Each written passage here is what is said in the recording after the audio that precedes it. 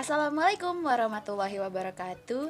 Hi everyone, I'm Diva Puspaningrum and my student ID is 20018055 and I'm from K1 2020 English Education.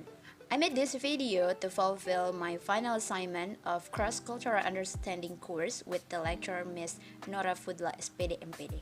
So in this video, I'm going to tell you about the cultural differences between Indonesia and England. Culture is a way of life that develops and is shared by a group of people and is passed down from generation to generation. Culture is made of many complex elements, including religious and political systems, customs, languages, tools, clothing, buildings, and works of art. Culture becomes a uniqueness that is owned by a country because of its diversity. It is important for us to study the culture so as not to cause misunderstanding and appreciate these differences more. From the diversity of cultures around the world, this time the two countries that will be discussed about the cultural differences are Indonesia and England.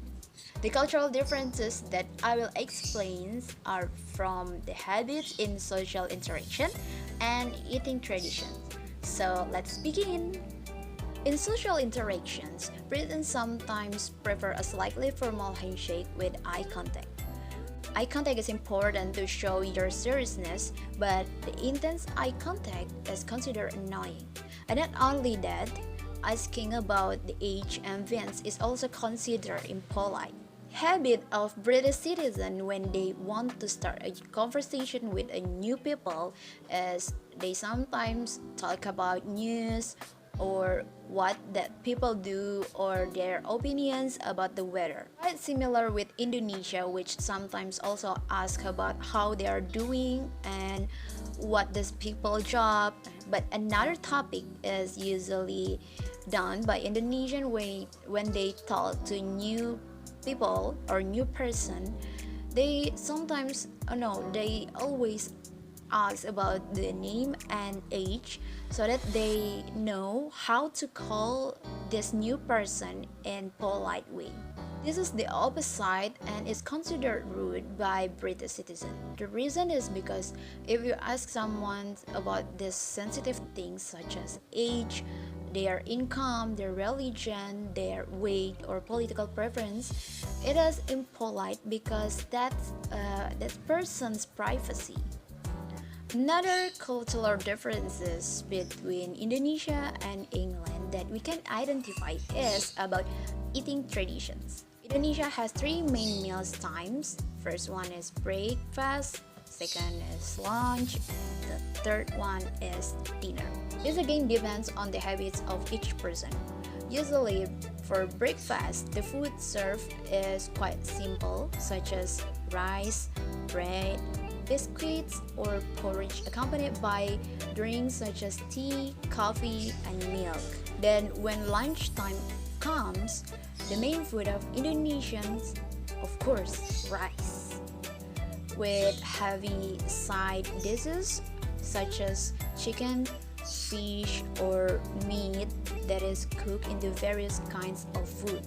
Just like lunch, usually the menu eaten in dinner is more or less the same as the lunch menu, and the main thing that is mandatory is also rice.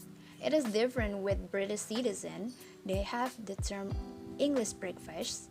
This traditional English breakfast is far from practical. English breakfast usually consists of toast, marmalade, eggs, bacon, sausages, tomatoes, mushrooms, and much more. Complete meal will usually be very filling. For those who are not used to eating a lot in the morning, I'm sure that they will be surprised because it is so complete. Lunch is usually much simpler than breakfast because most of people eat sandwich or other convenience food. And for dinner, it is usually done by together with other family members and of course with a complete food menu.